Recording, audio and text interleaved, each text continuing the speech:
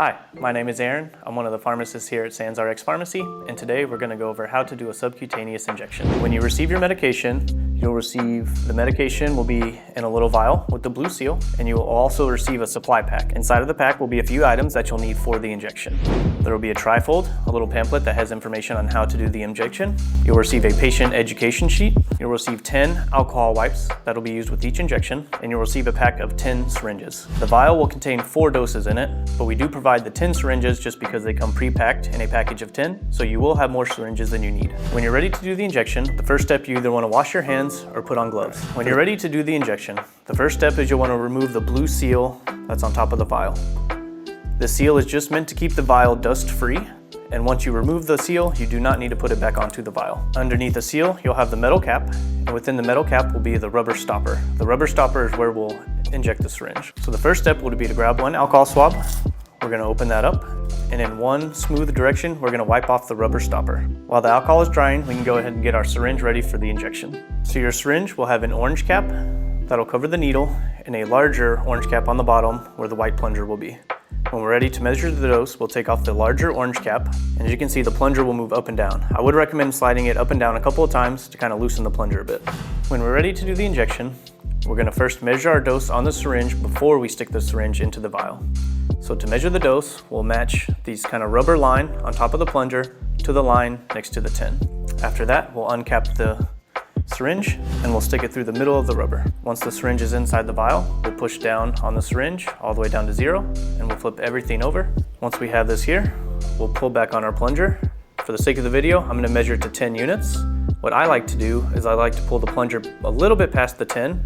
In this case, I'll go probably to the 15 or the 20. The actual number you go to doesn't really matter. The point is we're going to go past our dose. Once we've gone past where we're going to measure, I'm going to give a quick look around to see if there's any large air bubbles inside the syringe. Small air bubbles are okay. You're not going to hurt yourself if you inject a little bit of air. It's not going to cause any problems.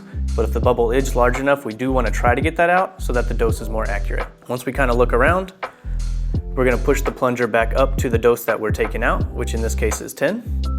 Pushing the plunger back up to the 10 will push any air that is into the syringe back up and into the vial. Once we have our measurement at the correct dose, we'll flip everything back over, medication vial goes back on the table, the syringe comes straight out, and we're ready to do the injection. So after wiping off the top of the vial with alcohol, I would recommend you go ahead and wipe your skin with alcohol as well before drawing your dose. This will allow your skin time to dry as you're drawing the dose. So to wipe off the skin, we'll take an alcohol swab. You'll start in the center of where you're going to inject, and you'll slowly make circles, getting larger and larger going outwards to avoid wiping over an area that you've already wiped. When wiping off the skin, you also want to make sure you pick a location that's about 2 inches away from the belly button so that we're not injecting too close to the belly button. And now you're ready to draw your dose. Once the alcohol is dried on the skin, we're ready to do the injection. So again, making sure we're a couple inches away from the belly button, you want to give a light pinch of the skin, and at a 45-degree angle, insert the syringe into the skin all the way until the plastic meets the surface of the skin. Once the syringe is all the way into the skin, we can let go of the pinch. Take that hand, push down on the plunger. Once all of the medication has been administered, we'll remove the syringe and go straight into a sharps container for disposal.